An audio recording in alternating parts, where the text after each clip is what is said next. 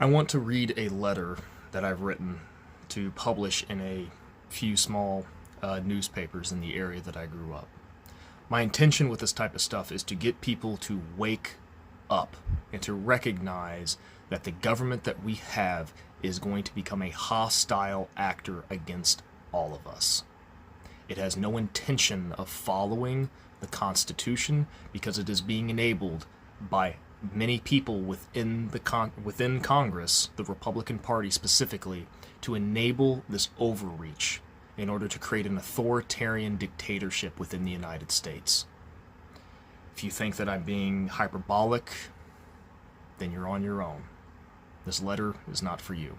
It's for other people that are willing to listen and to act. I was raised in a working class home. My family worked hard to provide for me: education, healthcare, shelter, and love. We were never wealthy, but we weren't trapped in deep poverty like so many millions of Americans. I grew up understanding the value of hard work, responsibility, and fairness, and I know enough about basic math to recognize when someone is lying to me. Right now, we're being swindled. The people in power use dishonest talking points to hide what they're really doing. Let me prove it to you. You've probably heard the number $36 trillion.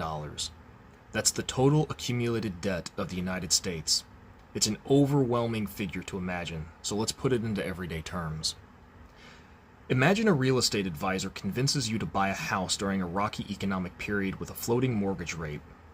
Over time, that $100,000 house balloons into a $360,000 mortgage.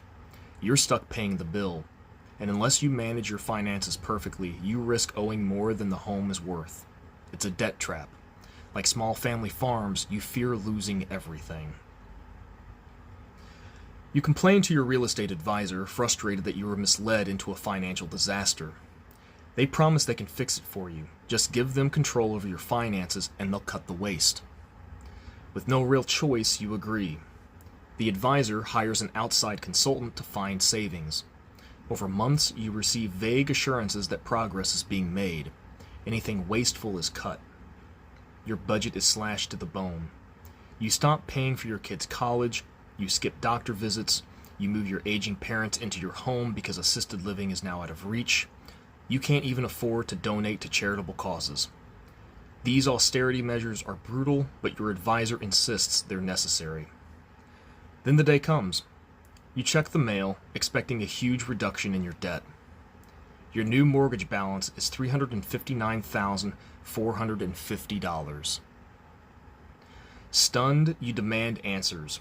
You sacrificed so much. Where did all of those savings go? The real estate advisor responds cheerily. We saved you $550. Before we came along, you were so irresponsible with your money. Still confused, you demand an explanation. You know you had thousands cut from your spending, so the money had to go somewhere. That's when you discover the real truth.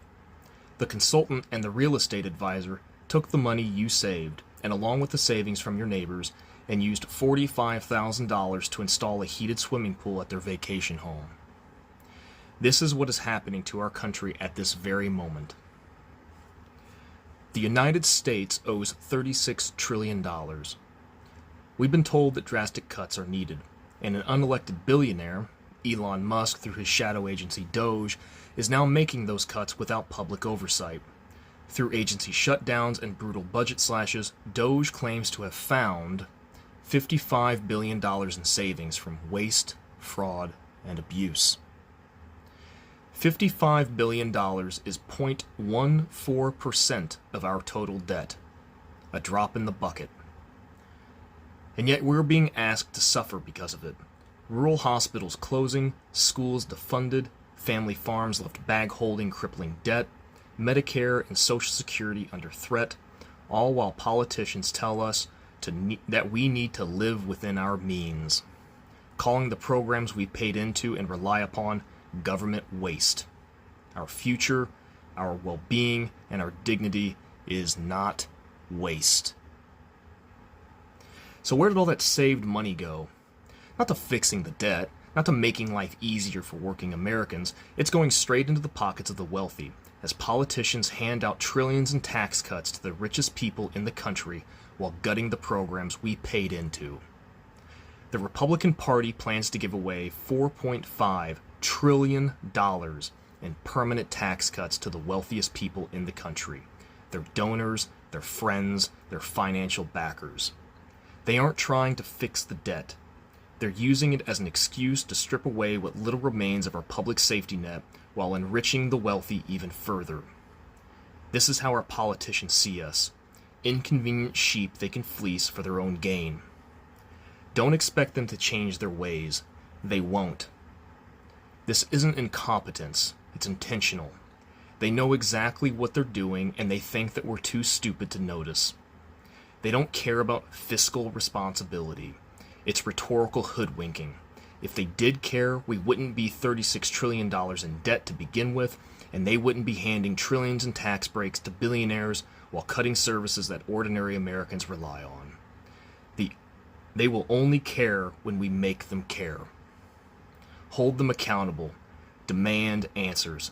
Push back. The only way we fix this is by forcing them to uphold the oaths they swore to the Constitution, not the ones they swore to their billionaire buddies.